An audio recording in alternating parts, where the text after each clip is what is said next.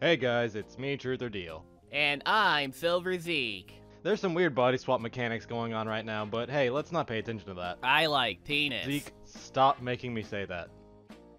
This year, we finished Legend of Heroes Trails of Cold Steel 1 on the Stream Lawyers channel.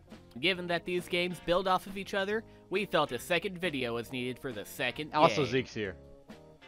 And since Quiz was too busy trying to spoil himself and didn't pay attention to any of the political stuff, We're gonna go over all the plot points that cover the major world-building details that you need to know. And in order to keep political discourse contained, we are limiting ourselves to 1 minute for each section. just like last time. You weren't even here. You don't even go here. So yeah, that sums things up. Be forewarned, there will be spoilers ahead.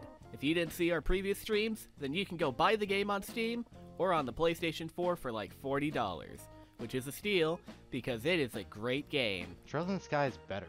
You've never even played Dude, it. you're ruining the gimmick. Stay in character. Oh, Alright, so Cold Steel 1 ends on October 30th, 1204. On that day, the nation of Erebonia plunged into civil war after the assassination of the Chancellor, Gileath Osborne. On one side, you have the Noble Alliance, led by the heads of the four great houses.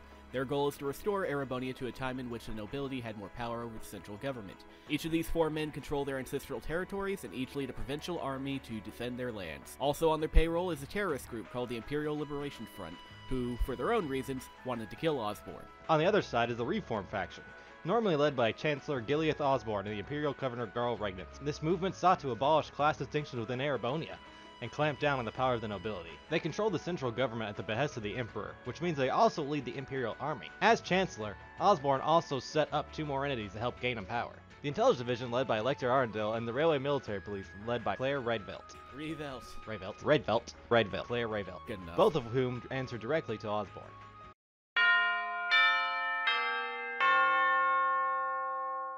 War is an all-encompassing conflagration, and these two sides aren't the only parties involved.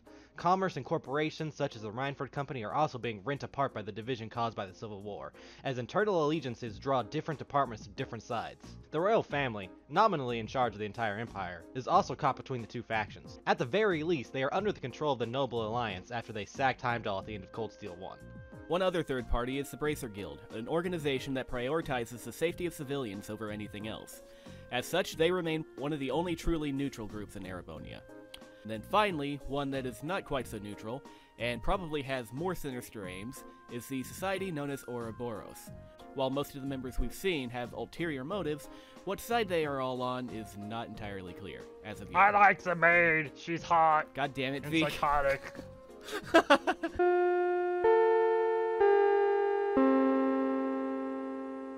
Wanting to create a third party between the nobles and the Reform faction, Prince Olivert Ryze Arnor established a group of cadets at Thor's military academy called Class 7. While normally students at Thor's are segregated by social class, Class 7 features a combination of nobles and commoners, with some being the children of prominent members of the government. Class 7 are the protagonists of Trails of Cold Steel 1. That being said, as of the end of Cold Steel 1 there are 11 members of Class 7, so I won't go into all of them. Instead I'll focus on Reen Schwarzer, the player character. Aside from being the de facto leader of Class 7, Reen has two things that make him different from his classmates. The first is a mysterious power he received as a child that allows him to tap into some otherworldly strength. The second is the fact that he's an awakener, which is a stupid way of saying that he has a giant robot, which will be handy in the upcoming Civil War.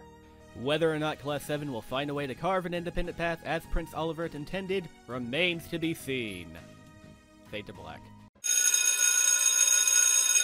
And that is all you need to know about Trails of Cold Steel. This has been the Hey stream. Trees, you son of a gun, why did you give me every hard name in the book? Zeke, I gave you like 2 names the entire time. Also, what about the gimmick, huh? What about the gimmick, Zeke? Well, I mean, you know, with the...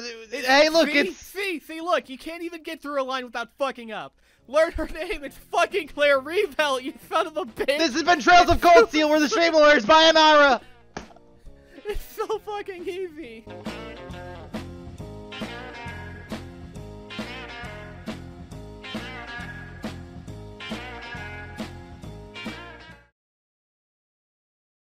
Look, if you trust anybody in this game, you're gonna lose. You've gotta be careful. The person you trust the most could turn out to be the one who stabs you in the back.